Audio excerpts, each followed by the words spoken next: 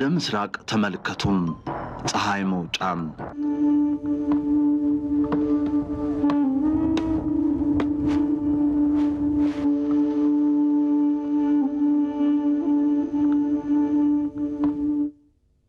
አረንጓዴ፣ ቢጫ፣ ቀይ የሰማዩ ጣራ ድሬዳዋ አድርሶናል። የቅድመ ታሪክ ዘመን አሻራ የሆኑ በርካታ ዋሻዎችና የሥነ ጥበብ ስፍራዎች የሚገኙባት ድሬዳዋ። ከድሬዳዋ ወደ ሐረር በሚወስደው የመኪና መንገድ 15 ኪሎ ሜትር ተጉዘን ሐርላ ጥንታዊ የንግድ ከተማ ደረስን። ሐርላ በ13ኛው ክፍለ ዘመን የሐርላ ስርወ መንግሥት መቀመጫም ነበረች። ስርወ መንግሥቱ ከሩቅ ምስራቅ ሀገራት ጋር የንግድ ልውውጥም አካሂዷል።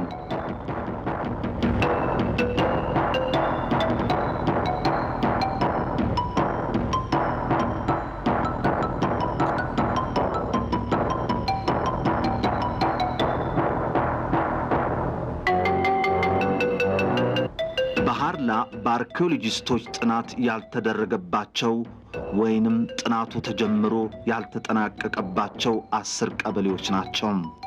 የቢዮ ሐርላ ገበሬዎች ለእርሻ ወይንም ቤት ለመስራት መሬት ሲቆፍሩ የከበሩ ድንጋዮች፣ ሳንቲሞች፣ የሸክላ ውጤቶችን ያገኛሉ።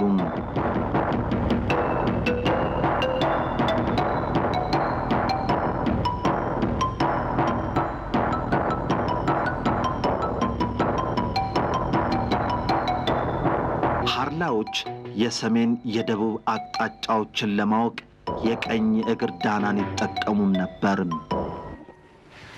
አሁን ይሄ ቱርጋሜ ከሚመጡበት አቅጣጫ እና የሚሄዱበት አቅጣጫ የሚያሳይ ነው። ሞራሎኒ ባይሰኒ አስከይሰናቃል። በዘመኑ ማብራትና ጋዝ ስለሌለው ሌጣውን እያቀለጡት እዛ ጎርጓዳ ድንጋይ ውስጥ ይጨመራል። እሳት እያያዝበታል። ሞራ ከጎርጓዳ እስኪያልቅ ድረስ ይጠቀሙበታል።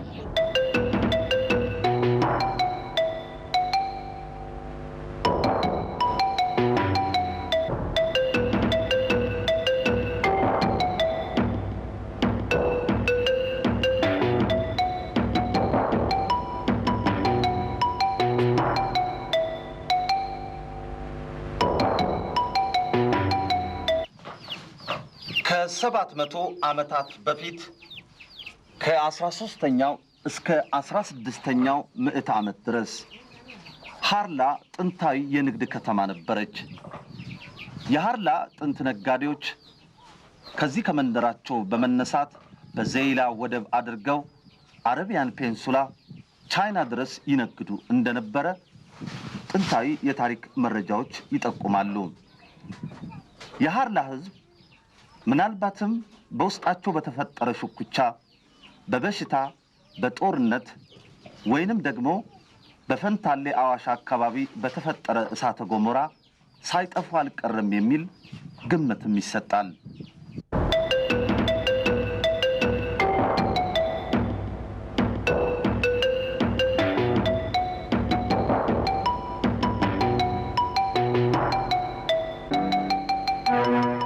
አዲስ አበባ። በአዲስ አበባ ዩኒቨርሲቲ ወደ ኢትዮጵያ ቋንቋዎች ጥናትና ምርምር ተቋም አቀናው። ከአዋሽ ተሻግረን እስከ ሶማሊያ እስከ ኬንያ ድረስ የሚገባ ከሐርላ ጋራ የተገናኙ ህዝቦችን እናያለን እና በጣም ሰፊ ቦታ የያዙ ህዝቦች እንደነበሩ መረዳት እንችላለን።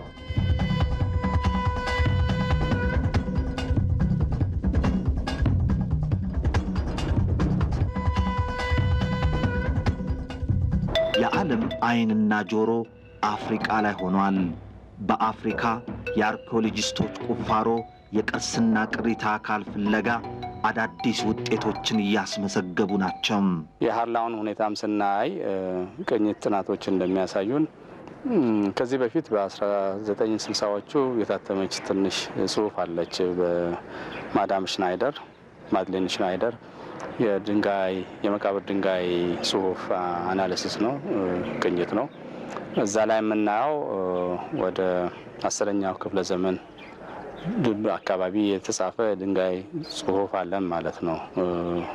የዛ አካባቢ ህዝብ አሰፋፈር ከ10ኛው ክፍለ ዘመን በፊት ነበረ ማለት ይቻላል። አሁን በእርግጠኛነት 10ኛ ክፍለ ዘመን የእስልምና ምልክቶች አሉ ማለት ነው። ከቁርአን ጥቅስ የተጠቀሰበት የመቃብር ድንጋይ ተገኝተዋል። ሌሎች የዛሬ 20 ዓመት አካባቢ የተደረጉትም ቅኝቶች እንደሚያሳዩት የ6ኛ ክፍለ ዘመን የቻይና ገንዘብ ተገኝተዋል እና ሌሎችም የሸክላ የመሳሰሉት ስራዎች እዛ አካባቢ ተገኝተዋል እና ጠለቅ ብሎ መጠቅ ብሎ ጥናትና ምርምሩ ከቀጠለ ሀርላ ብዙ ነገር ትነግረናለች።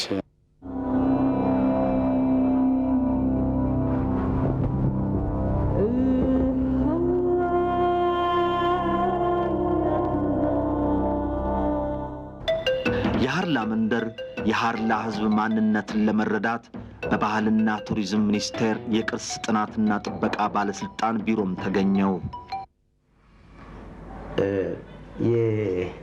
የሀርላ ታሪክ በኢትዮጵያ ታሪክ ውስጥ ተጠቅሶ የተገኘው ብለን የምንቀበለው በንጉስ አምደ ጽዮን መጀመሪያው በ1314 እስከ 1314 በቆየው ንጉስ ዘመን ነው። ቀጥሎ በዛኑ ጊዜ የአረቦቹ ክሮኒክል ነው የተገኘው፣ መረጃ ነው የተገኘው። ፈታ አልአበሻ የሚባለው ሰውዬ ጻፈ። አጥኚዎች እንደሚሉት ሀረር ከፍተኛ ኤሪያ አካባቢ ላይ በእርሻና በከብት እርባታ ይተዳደሩ የነበሩ ናቸው። ስልጣኔያቸውም መሰረት ያለው ነው ብሎ የሚያልፉ ሰዎች አሉ። የዓለም ስልጣኔ ምንጮች ከቀይ ባህር ማዶ የኤፍራጥስ ታይግረስ የምንላቸው የጥንት ስልጣኔ ምንጭ ናቸው። ብሎም እነ ኢንዲያ እነ ቻይና። ቀጥሎ በዚህ ደግሞ ከአፍሪካ ወገን የአባይ ተፋሰስ ሸለቆች የዓለም ስልጣኔ ምንጮች ናቸው። በዚህ መካከል ስላለች ሁለቱን ስፍራዎች በድልድይነት የምታገናኝ የስልጣኔ መረማመጃና የስልጣኔ እምብርት ነች ማለት ነው። በጠራራ ፀሐይ በእግር እየተጓዝን ነው። ገንደ ብዮ፣ ገንደ ኦዳ፣ ገንደ ኢጄሩ፣ ገንደ ኮርፋ፣ ገንደ ሱጋ፣ ገንደ አሪጋያ፣ ገንደ ቀበሌ፣ ገንደ ሂና፣ ገንደ ሙዲ አዲ፣ ገንደ ጣቢያ፣ ገንደ አንበሪቱ፣ ገንደ መንጭቱ፣ ገንደ ዋሬ፣ ብዮ ሀርላ፣ መካነ መቃብሮች፣ የጥንታዊ መስጂዶች ፍርስራሾች አይተናል። የድንጋይ ላይ ጽሑፎች፣ ጥንታዊ የመገበያያ ሳንቲሞች፣ የሸክላ ውጤቶችም በአርሶ አደሮቹ ቤት በተናጠል በከረጢት ግድግዳ ላይ ተሰቅሏል። አስከይዛ አና ሞቲዳ በከርቴ መንዲ ሞቲቲ አርከም ከ700 ዓመታት በፊት የሀርላ ስርወ መንግስት ሲጠቀምበት የነበረ ማህተማቸውን ቤት ለመስራት መሬቱን ስንቆፍር አግኝተናል። መሬት ሲቆፈር ቤት ለመስራት መሬት ሲቆፈር ብዙ አስገራሚና አስደናቂ ቅርጻ ቅርጾች ወጥቶ ይታያሉ። ይሄ አሁን በእጄ ላይ ያሉትን ከመሬት ውስጥ የወጣ ነው። ይሄ ሞኔ ይሄ ውስጡ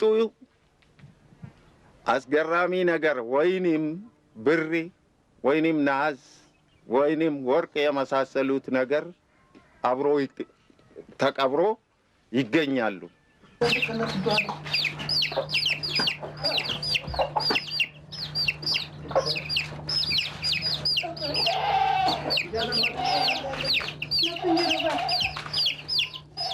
ይሄ ትክክለኛው የአረበኛ ጽሑፍ ነው፣ ግን አልታጠበም እንጂ የት እንደሆነ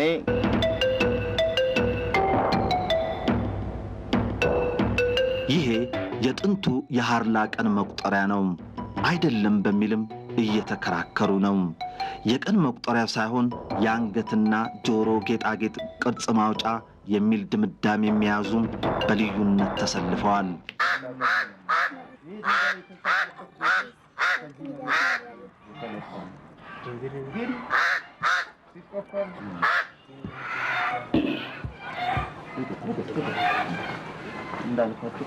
የትኛው ነው አብዛኛው ቤት አለ?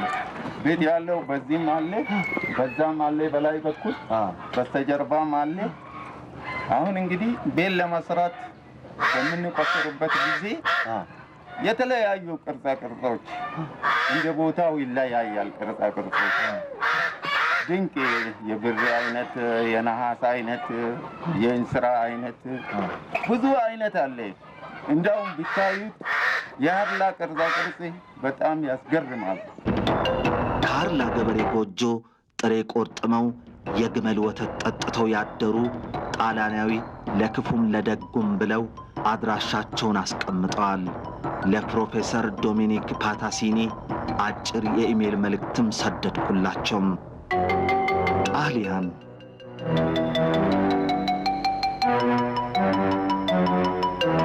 ፕሮፌሰር ዶሚኒኮ ፓታሲኒ ከ10 ቀናት በኋላ በኢሜል ለጠየኳቸው ጥያቄ ፈጣን መልስ በፖስታ ቤት አደረሱኝ። አቤት ፍጥነት! በዩኒቨርሲቲው የሚታተመው ጋዜጣ ለሀርላ ሙዚየም ይገንባላት የሚል ጠንከር ያለ የፕሮፌሰሩ ጽሑፍ ለንባብ በቅቷል።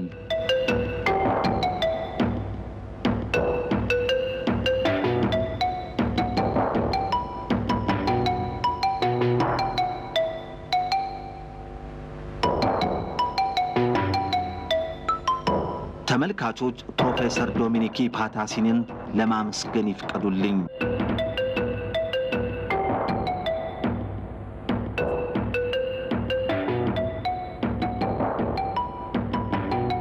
አዲስ አበባ ቀበና ዘልቀናል።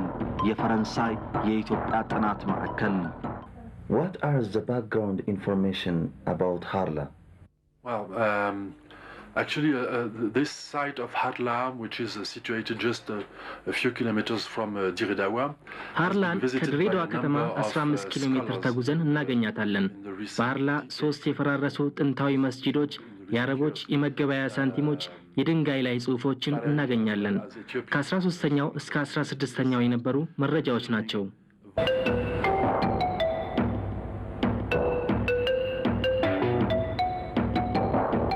is very well known for a number of very important sites. ኢትዮጵያ በዓለም የምትታወቅባቸው ቅርሶች የኢትዮጵያ ብቻ ሳይሆኑ የዓለም ሕዝብም ሰንደቅ ናቸው።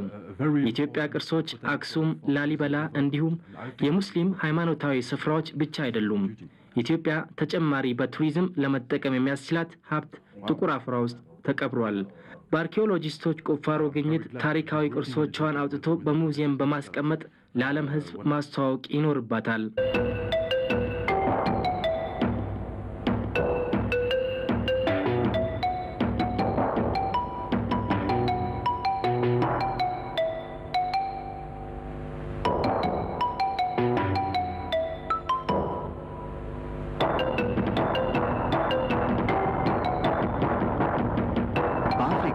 አፈ ታሪክ ቃል ወረድ ነው። አይጻፍም አልተጻፈም ማለትም ይቀላል። አፈ ታሪክ ግን እንዲህ ይነገራል።